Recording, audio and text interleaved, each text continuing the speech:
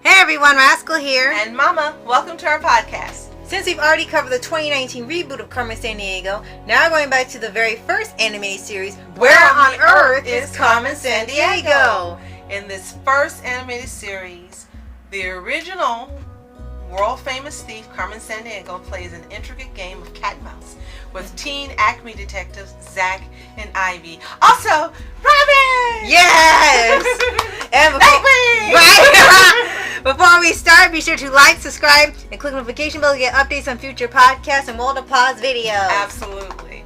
So this was actually a fun flashback for me. I actually played the original game, but I had never seen the series. I knew it existed, but I didn't watch it. So it was a fun first for me to watch with Rascal. And believe it or not, I found this in a bin at was it Menards? Was it Menards? It was Menards. And it was in the $5 bin sitting on top. I said, $5? Rascal might like this. I didn't expect her to love it and want to constantly see it every day until we finish the series.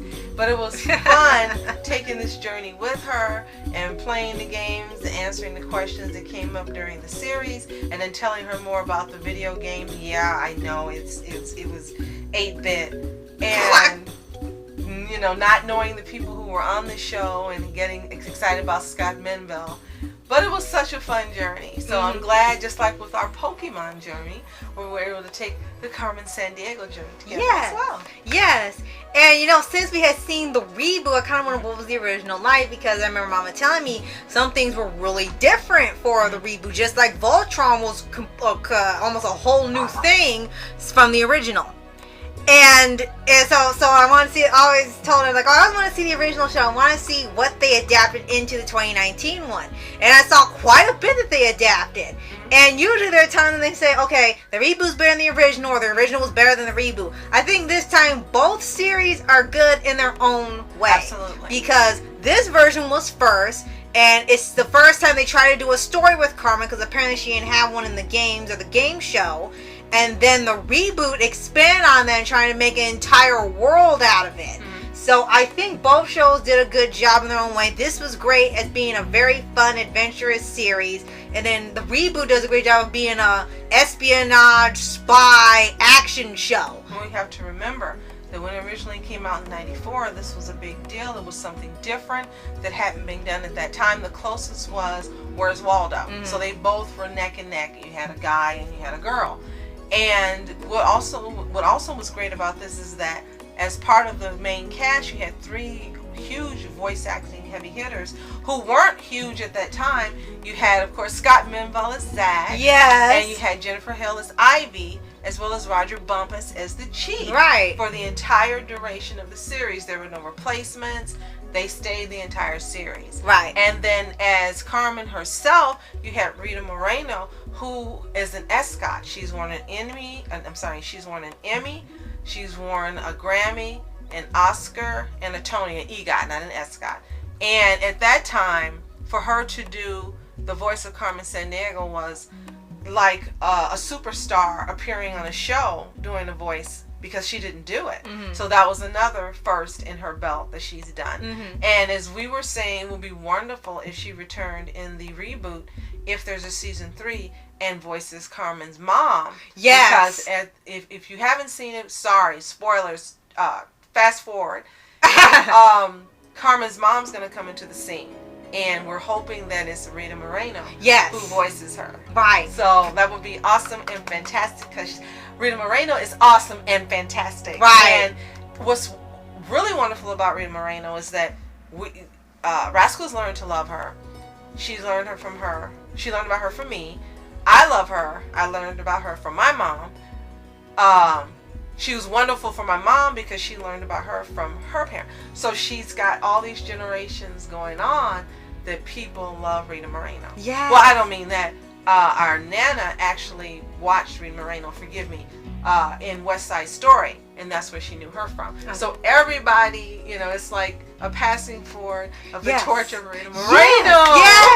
Yes, that's exactly what it should feel like when she's on there, because that's how it felt when Thundercats did it, when they had the original voice of Lionel be the reboot Lionel's dad. 2011, so you know.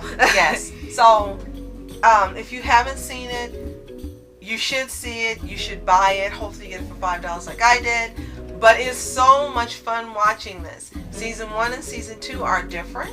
So we'll start with Season 1. Season 1 was perfect, especially if you think about the time period. It came out again in 94.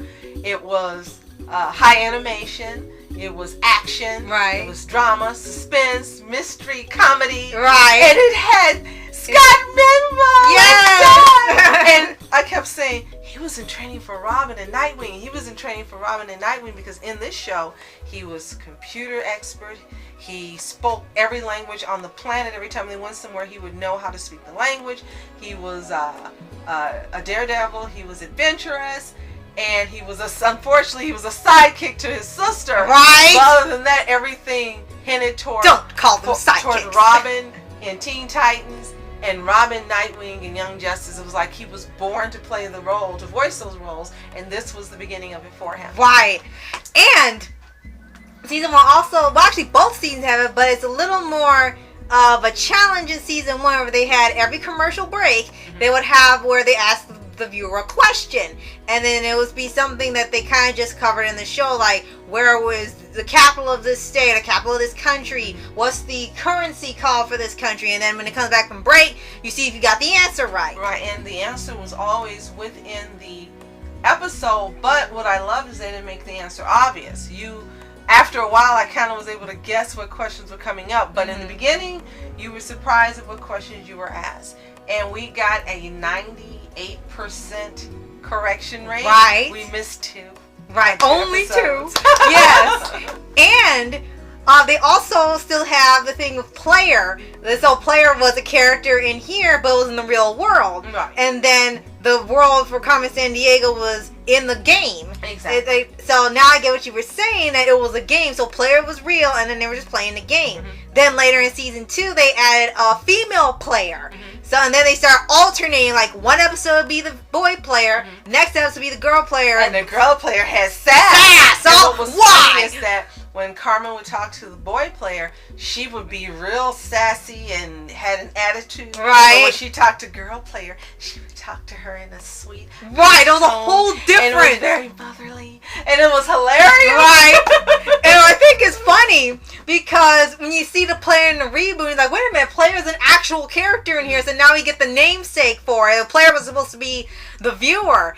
And for here, they get to a little later. I think Player was just supposed to be like we said, like we mentioned, it's supposed to be like a cat and mouse game. So I guess he was like, okay, she got away again, but there's always this acerbic tone the Player and Carmen had with each other, that she got away again, he's always going to be catching, she's always 1 step ahead of him, yada yada.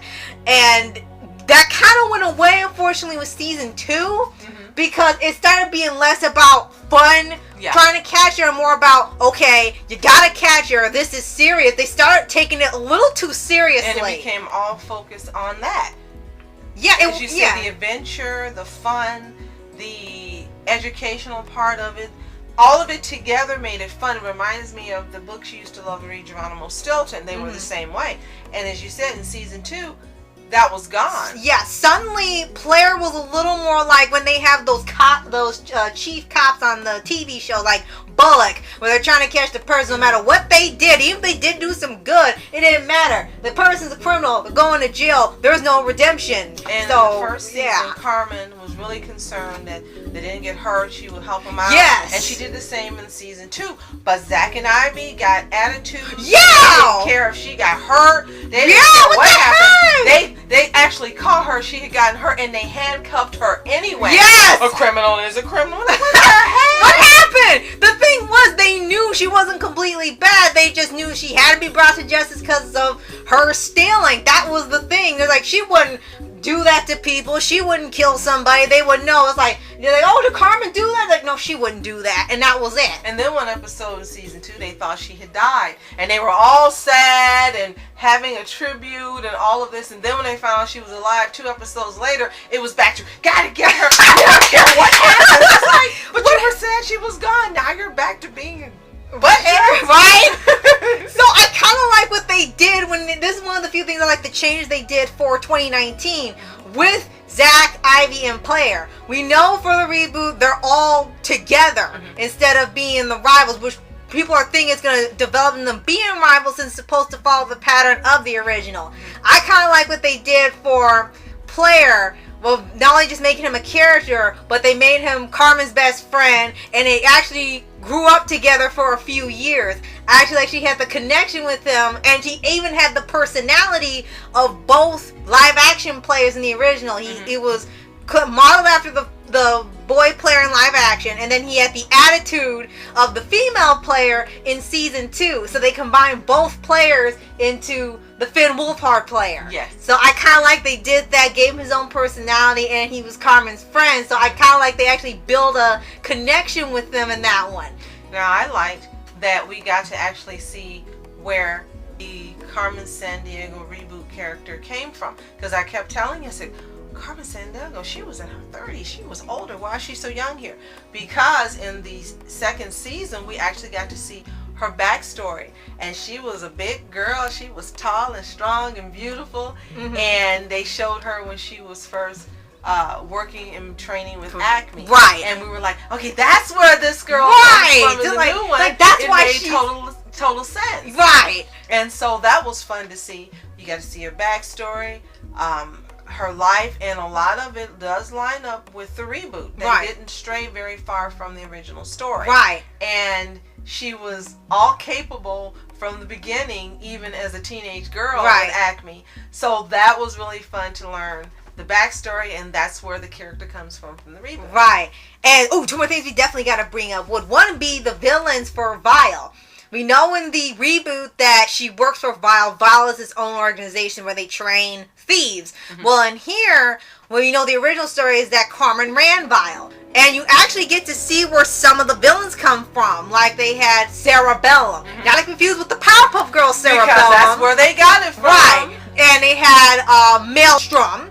And it turned out he was no joke in the original either. He was the only character that was not a pun name, joke, villain, henchman. He was an actual legitimate threat, just like he is in the 2019 version.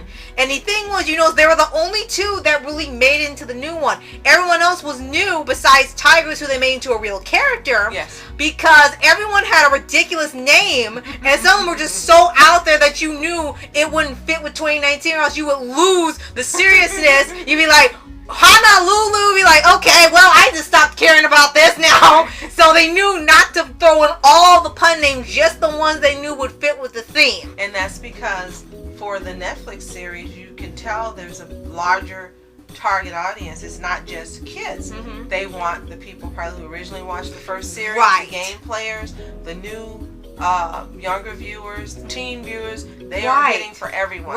And you're right, they had to do that, or I would have been like, right? It's like, what the heck? They even had Shadowstar in there. They changed his name a little bit, but they had him in there because he really was Carmen's mentor in this version. So, once again, they did take a lot from in there and put into the reboot. Now, two more things. One is I just want to give a shout out to some voice actors we're really familiar with that made some guest appearances, and also a couple of actors who were really big at that time. And not big as Rita Moreno, but they were big, and them doing a voice actor on an animated series was just not the norm back during that time like it is now. You had Rocky Carroll, you had Candy Milo. You had, which you recognize because she sounded a little like Dexter. Yes, that was hilarious. She was playing someone who was Russian. And we're like, all this time Dexter's supposed to be Russian, not German, duh. And then they had Phil Proctor. They had, I know it was someone else. Tim Curry. Yes, it was Maelstrom. Robert Ito, Kathy Susi. And let's see, that's probably all that I can think of right now. But can you think of any? That's about Jess Hartnell. Oh, yeah, and Melissa Marsh, Yes. So they had a lot of people who were not big voice actors. At that time, just stars that appeared, and then you have some that now we just come to know them, like Maurice LaMarche, Candy Milo. We really just expect Kathy Susse. We expect and long and want to hear them. So that was a fun part. And the last one is that on Teen Titans Go, they actually had a recent episode that played tribute to someone who worked on staff who passed away. And the tribute involved working of a Carmen Sandiego like plot into Right. the episode. And Right. we actually watched it because of that. Right. So it was actually pretty interesting what they did amongst all Very of the. sweet too. Yes, Very, it was very one of the few times it was like, okay, they get a pass for doing some weird things in their shows. This was meant to be for a friend of theirs. So they're not heartless. They just have an interesting way of writing. And the most fun part, of course, was that Scott Menville was originally Zack, and so of course, you know, they got all the information from him, and we were thinking maybe possibly that person also watched the show when it came on in '94. So it was a really nice tribute. It was fun. It was called "Where in the World Is Carl San Pedro? Well, exactly on Earth is Carl San Pedro. Yes. I was like, what the? So it was fun, and it was actually, like you said, one that you can pass on some of the things that were sillier, but it was really a nice episode and a nice tribute. And if you haven't seen it, we do recommend you watch it. It should be on demand or possibly playing one of a million times a week. Right, yes, every day. But definitely watch it because it was fun in how they were linking it up to the original series and how Scott Menville, of course, was Zack in it. Right. So if you originally watched Carmen Sandiego in '94 or you've seen it on DVD like we have, or if you play the game like I did, let us know what you think in the comments below. And be sure to like, subscribe, and click notification bell to get updates on future podcasts and more of the Paws videos. And we absolutely recommend that you watch it. Now, the series originally ran from 1994 to 1999, but the great thing about DVD, of course, is you can watch it all at one time, and you don't have to wait for a renewal. Right. Episodes to come in the seasons. You get to see all 40 episodes at the time, well, in the speed you want to watch it. Maybe like Rascal, well, every day you're watching it until it's done. Right. So, thank you so much for watching. I'm Rascal Entertainment. And I'm Mom Entertainments. Have a toontastic day. Peace. And see you next Crime Player. And reporters sitting, flashing lights, trying to walk around, man, who the hell are you? What you wanna do? Well, man, it's on you. Man, it's on you. With her in my dreams, she was my queen. A castle in the mountaintops, rivers and streams. Plucking sunlight from the sky in my pocket. Give it to you later on in the